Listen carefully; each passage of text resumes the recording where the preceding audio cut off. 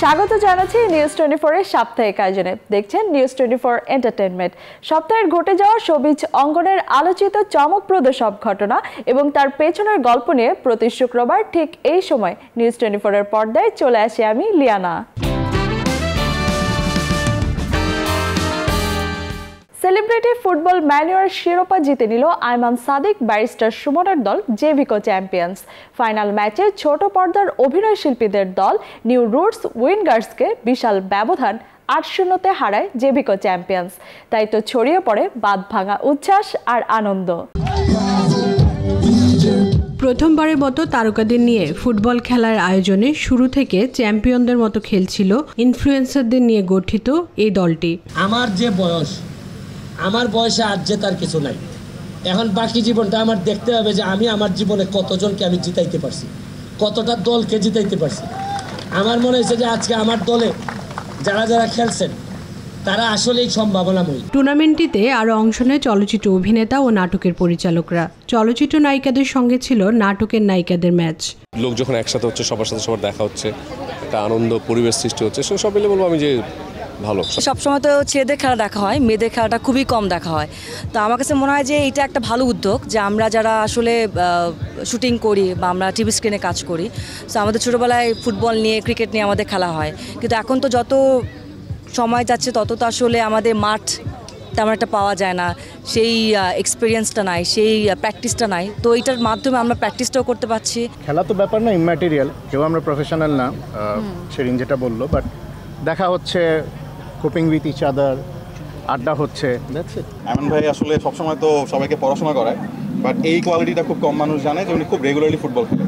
প্রতি রবিবার বুধবার রুটিন করে ফুটবল খেলে, মাঝে মধ্যে আমাদেরকে ধরে নিয়ে যায়। খেলার সময় গরম টরম মনে থাকে না ভাই। আমার তো পায়ে যেমন আমার লিগামেন্ট ইনজুরি, MCL ছিঁড়ে গেছে, এই জাস্ট নি ব্যান্ড লাগায় খেলতে চলে আসছি। কারণ খেলার সময় যে অ্যাড্রেনালিন রাশ কাজ করে, ওই সময় ব্যথাও মনে পড়ে না, গরমও মনে পড়ে না, ঘামও মনে পড়ে না। তরুণ প্রজন্মকে খেলাধুলার প্রতি আগ্রহী করতে ভূমিকা রাখবে তারকাদের নিয়ে এই আয়োজন।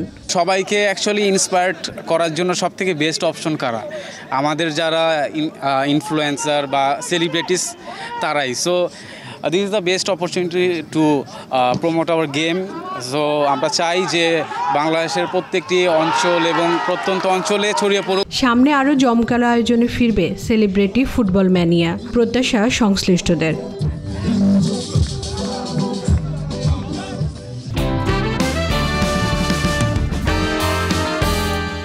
আজ আপনাদের একজন সফল সিনেমাটোগ্রাফারের গল্প শোনাবো, যিনি চাইলেই হতে পারতেন দেশের নামকরা আর্কিটেক্ট, কিন্তু না, তার মন টেনেছে শুধুই ক্যামেরায়। আর এখন তার ক্যামেরার চোখে দেশের নামকরা পরিচালকরা তুলে আনেন সমাজের নানা বাস্তবতার চিত্র। বলছি শেখ রাজিবুল ইসলামের কথা। হলিউড থেকে ঢালিউড সব জায়গাতেই তিনি প্রতিনিয়ত রেখে যাচ্ছেন তার সফলতার ছাপ। গেল ঈদে রাজকুমার, তার আগে মহানগর 2, খাঁচার ভেতর, অচিন পাখি কিংবা ডুব সিনেমার দৃশ্যধারণ দেখে যারা সিনেমাটোগ্রাফির প্রশংসা করেছেন তাদের অনেকেই হয়তো জানেন না ভীষণ রকম সুন্দর এসব ক্যামেরার কাজ একজন ইঞ্জিনিয়ারের হাত থেকে এসেছে। হ্যাঁ, বলছি শেখ রাজিবুল ইসলামের কথা, যিনি বুয়েট থেকে পড়াশোনা শেষ করে পেশা হিসেবে বেছে নেন ভিডিওগ্রাফিকে। আমি আর্কিটেকচারে পড়াশোনা করেছি, কিন্তু আমি আর্কিটেকচার প্র্যাকটিস করি না, একমাত্র কারণ যে আমি আসলে সিনেমাটোগ্রাফি করতে চাই এবং প্রপারলি করতে চাই। এইভাবে করতে চাই না আমি যে আমি আর্কিটেকচার করলাম, আমি সিনেমাটোগ্রাফি করলাম, আমি মিক্স করে কিছু এরকম না। আমি সিরিয়াসলি সিনেমাটোগ্রাফি করতে চাই বাংলাদেশের জন্য এবং ভালো ভালো ফিল্ম শ্যুট করতে চাই। আমি দৃশ্য ধারণ করার থেকে অনেক বেশি আসলে আমি ক্যামেরা দিয়ে গল্পটা বলছি। গল্পের একটা জার্নির মধ্যে দিয়ে যেতে হয়। একজন সিনেমাটোগ্রাফার আসলে এই পুরো জার্নিটা সে ক্যারি করে। 2011 সাল থেকে শুরু ভিডিওগ্রাফির কাজ, তারপর টানা কাজ করছেন বিজ্ঞাপন, সিনেমা ও সিরিজে, হচ্ছেন প্রশংসিত। কিন্তু রাজিবুল ইসলাম জানালেন এই পেশাতেও আছে চ্যালেঞ্জ। আমাদের এখানে আসলে আরও অনেক বেশি সিনেমাটোগ্রাফার দরকার গল্প বলার জন্য, কারণ যত বেশি তরুণ মেধাবী লোকজন আমাদের এই ইন্ডাস্ট্রিতে আসবে, তত দেখা যাবে যে আমাদের এই প্রফেশনটা অনেক বেশি এনরিচ হবে এবং আমাদের ডিরেক্টরও আসলে আরও সুন্দর সুন্দর ভিজুয়াল পাবে। কারিগরি যে সহযোগিতা দরকার আমাদের একটা ছবির জন্য, সেই জিনিসটা নেই। সেটা সবচেয়ে বড় প্রবলেম। হলিউডে অথবা বলিউডে যে টাইপের ছবি দেখি সেই টাইপের ছবি করা সম্ভব, কিন্তু ওরা কিন্তু এরকম না যে হুটহাট করে আমাদের মতো এত রাশ করে শ্যুট করে। ওরা প্রত্যেকটা জিনিস অনেক প্ল্যানিং করে অনেক টাইম নিয়ে শ্যুট করে। সো যেটা এখন আমার কাছে মনে হয় যে ল্যাকেজ, যে আমরা ওই টাইমটা পাই না।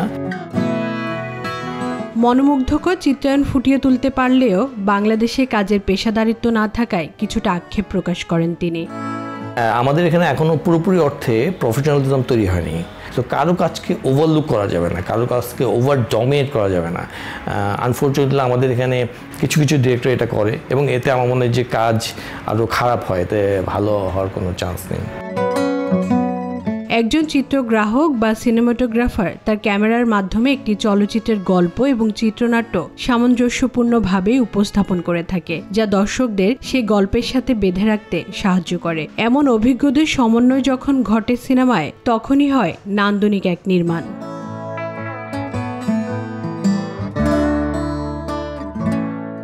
আমাদের বিনোদন ইন্ডাস্ট্রিতে এই সময়ের একজন আলোচিত এবং দক্ষ চিত্রগ্রাহক হিসেবে শেখ রাজিবুল ইসলাম নিজের নাম লিখিয়েছেন।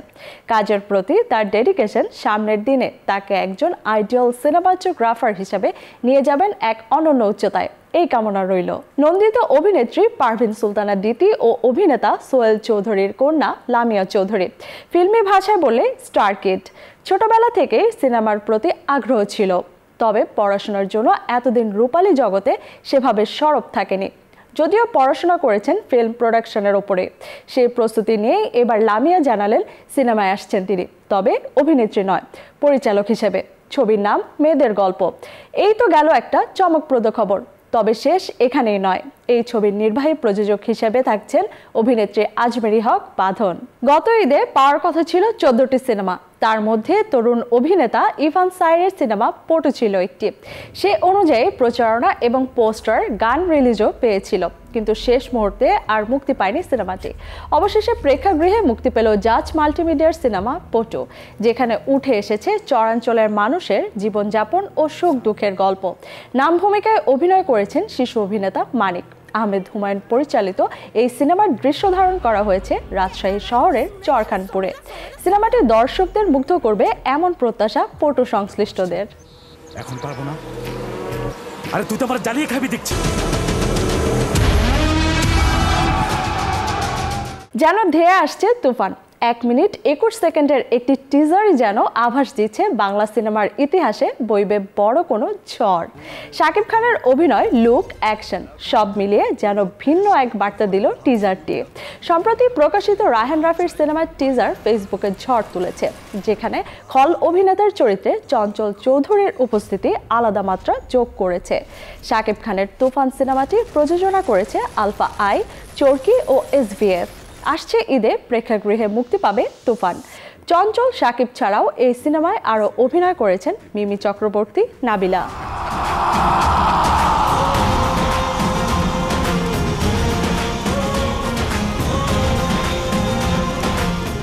জলবায়ু পরিবর্তন নিয়ে পুরো বিশ্বই শঙ্কিত। এই সমস্যা মোকাবেলায় খোঁজা হচ্ছে নানাবিধ পথ। তারই অংশ হিসেবে নির্মিত হয়েছে প্রামাণ্যচিত্র নো ওয়ার্ক। প্রামাণ্যচিত্রটির চিত্রনাট্য লিখেছেন ও পরিচালনা করেছেন ব্রাত্য আমিন।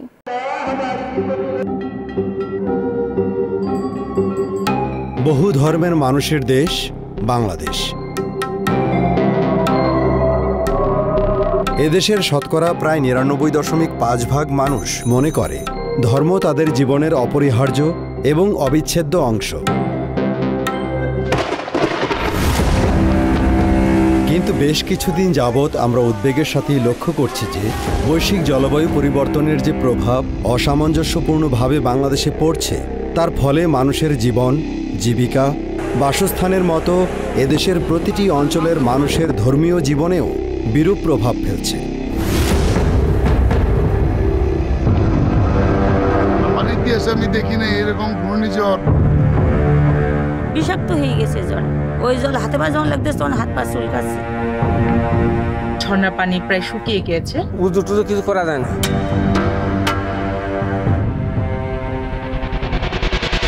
এই পরিবর্তনে মানুষের হাত আছে।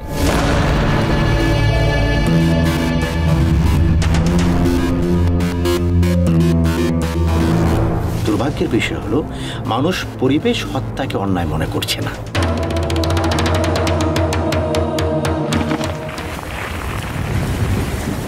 For some reason, the message of climate scientists is sort of going in one ear out the other. And so we need to bring other sectors on board, especially the religious sector. বর্তমান বলতেছে প্রকৃতিকেও ভালোবাসতে হবে। আমি ভালো থাকলে আমরা সবাইকে ভালো থাকতে হবে।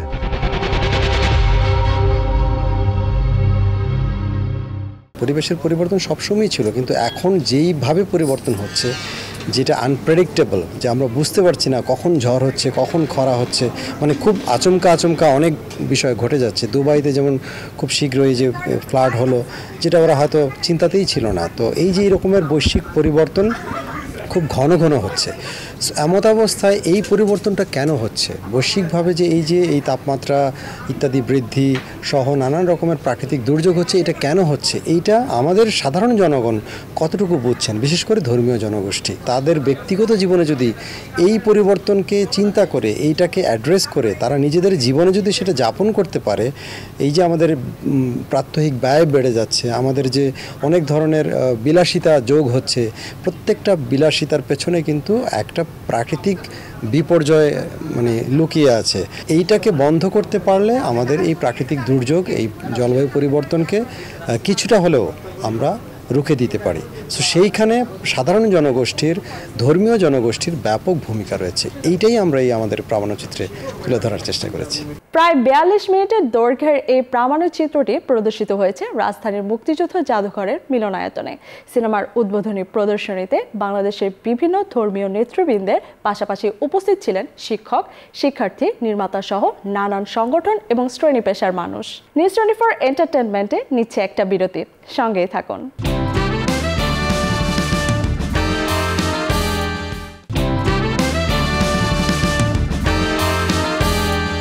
বিরতির পর আবারও স্বাগত, দেখছেন নিউজ 24 এন্টারটেইনমেন্ট।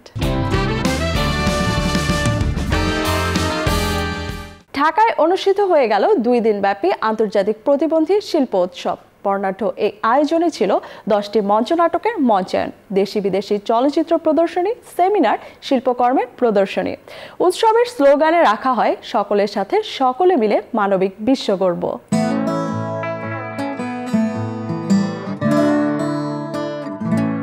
যে নাটকে সংলাপের পরিবর্তে মুখ্য হয়ে উঠেছে মঞ্চ অভিনেতাদের শরীরী ভাষা, সঙ্গীতের বাণীর সঙ্গে বাদ্যযন্ত্রের সুরের সহযোগে মঞ্চস্থ হল নৈশব্দ 71 শীর্ষক নির্বাক theatre.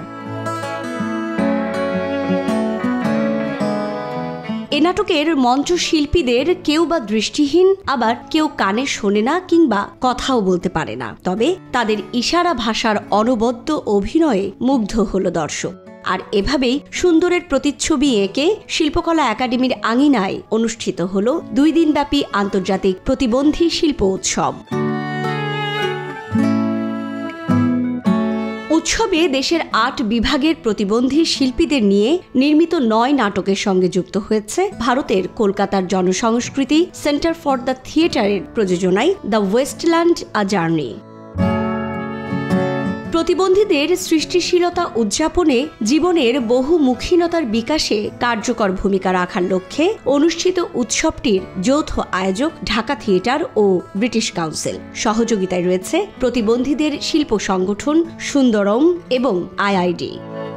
Bangladeshi theatre organizations, through connecting them with international organizations and partners, to introduce and customize and sustain inclusive theatre practice, of which Dhaka Theatre, where we are today, is a prominent example, and who is now capable of bringing the best of the disabled artists to hold an international disability festival like we're experiencing today. আপনি একটি গানের মধ্য দিয়ে, একটি কবিতার মধ্য দিয়ে, একটি নাটকের মধ্য দিয়ে, একটি চলচ্চিত্রের মধ্য দিয়ে আপনি মানুষের যে চাহিদা বলতে পারবেন, আর কিছু দিয়ে সেটা সম্ভব হয় না। সুতরাং আমরা আশা করব যে আমাদের এই উদ্যোগটাকে আমরা একটা সহযোগিতা হিসাবে রাখতে চাচ্ছি সরকারের জন্য। প্রথম আন্তর্জাতিক প্রতিবন্ধী শিল্পোৎসব ঢাকা 24, এটি আমি বিশ্বাস করি যে সকল ধরনের প্রতিবন্ধী যে ব্যক্তিরা রয়েছেন আমাদের, তাদের মধ্যে এই একটা বার্তা ছড়িয়ে দেবে যে তারাও সমাজের অন্য সব মানুষের মতো এবং তাদেরও সৃষ্টিশীল কাজ করবার সক্ষমতা আছে। সারা দেশের প্রতিবন্ধী শিল্পীদের নিয়ে কাজ করার লক্ষ্যে ব্রিটিশ কাউন্সিলের সহযোগিতায় ঢাকা থিয়েটার 2019 সালে ডিসএবিলিটি আর্টস রিডিফাইনিং এম্পাওয়ারমেন্ট শীর্ষক প্রকল্প গ্রহণ করে। প্রতিবন্ধী হওয়া দোষের কিছু না, কিংবা তারা সমাজের বোঝাও না। মূল সমস্যা হলো প্রতিবন্ধকতা, আর সেটাকে বলি সমাজের। সমাজ তা দূর করতে পারলেই আমরা সকলে মিলে এগিয়ে যেতে পারি। সহানুভূতির জায়গায় থেকে নয়, বরং অদম্যভাবে প্রতিবন্ধীদের এগিয়ে যাওয়ার চিন্তা থেকে আয়োজন করা হয়েছে আন্তর্জাতিক এই উৎসবের। বাংলাদেশ শিল্পকলা একাডেমির জাতীয় নাট্যশালার লবিতে যে হঠাৎ দৃষ্টি নিবদ্ধ হয়ে গেল। কেন? কারণ পুরো লবি জুড়ে অভাবনীয় সব শিল্পকর্ম, মেঝেতে বৃত্তাকার ছড়িয়ে এক ধ্যানমগ্ন ঋষি সহ নানা অবয়বের ভাস্কর্য। সেই সাথে রয়েছে বিভিন্ন মাধ্যমে আঁকা চিত্রকর্ম, আর এসব শিল্পের কারিগর প্রতিবন্ধী শিল্পীরা। চলুন ঘুরে আসি প্রদর্শনী থেকে।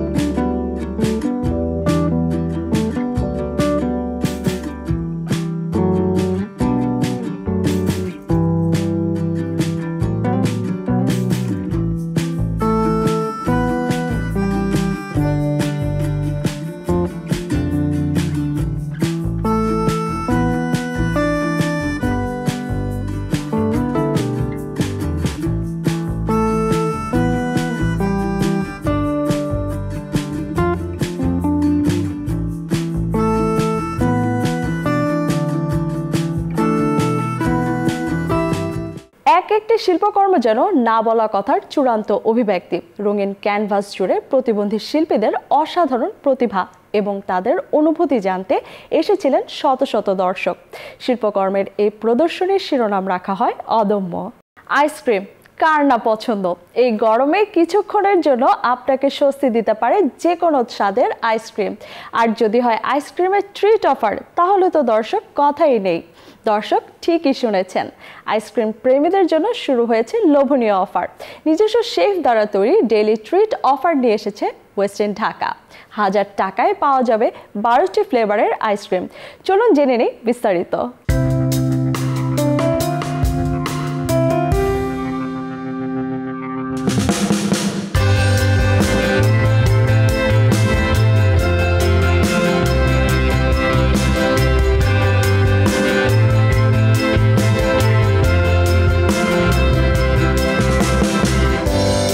তাপদাহ থেকে আমাদের মাথায় এই চিন্তাটা আসা। আর আমরা এই চিন্তাটা করার মেইন কারণটা হচ্ছে, আপনারা জানেন বোধহয়, wasting only the homemade ice cream. এখানে বাংলাদেশে একমাত্র হোটেল যেখানে হোমমেড আইসক্রিমটা করা হয়, এবং আমরা বলি এটা হোমমেড।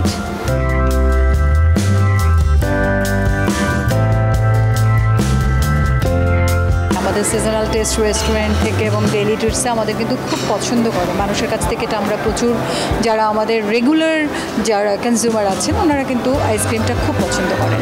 সেই চিন্তা থেকেই আমাদের ধারণা আসলো যে আমরা কেন এটার উপর একটা ছোট্ট অফার না দিই।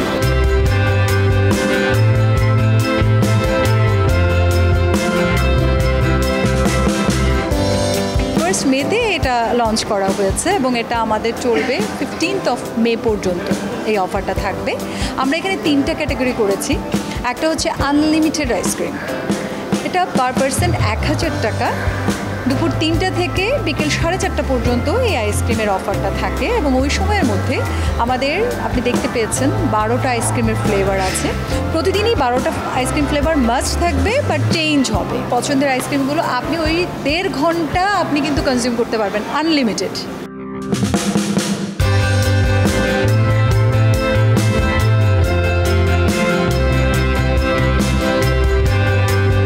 আরেকটা এখানে আমাদের যেটা আছে, আপনি দেখেছেন আমাদের যে আইসক্রিমের মেশিন আছে, সেখানে 3টা ফ্লেভারের সফট আইসক্রিম আছে, স্ট্রবেরি, চকলেট অ্যান্ড ভ্যানিলা। এটা আমরা কোণে সার্ভ করে থাকি, অনেক সময় গেস্টের প্রেফারেন্স অনুযায়ী গ্লাসও আমরা সার্ভ করে থাকি। এই আইসক্রিমটাও খুবই মজাদার এবং এটা হচ্ছে একদম দুপুর 12টা থেকে রাত 12টা পর্যন্ত।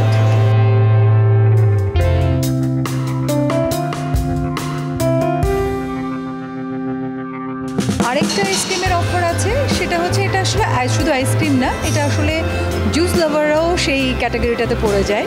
সো সব ধরনের আইসক্রিম জুস আপনি পাচ্ছেন সকাল 10টা থেকে একদম টিল মিডনাইট পর্যন্ত।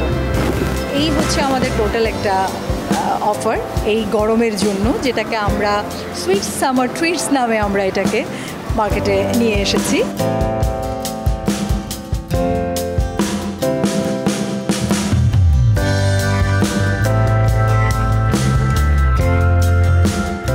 সুইট সামার ট্রিটস এর এই অফারে থাকছে ব্লুবেরি, বাটারস্কচ, রেড ভেলভেট, পাম সুগার, পাইনাপেল মিন্ট, ইয়োগার্ট সহ বিভিন্ন ফ্লেভারের আইসক্রিম।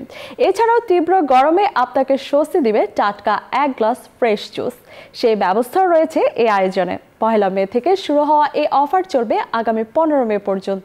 তো কবে যাচ্ছেন ওয়েস্ট ইন ঢাকার সুইট সামারের ট্রিটসের অফারে? দর্শক, এই ছিল আমাদের সাপ্তাহিক আয়োজন নিউজ 24 এন্টারটেইনমেন্ট। সপ্তাহের ঘটে যাওয়া শোবিজ অঙ্গনের আলোচিত চমকপ্রদ সব ঘটনা এবং তার পেছনের গল্প জানতে দেখতে থাকুন নিউজ 24।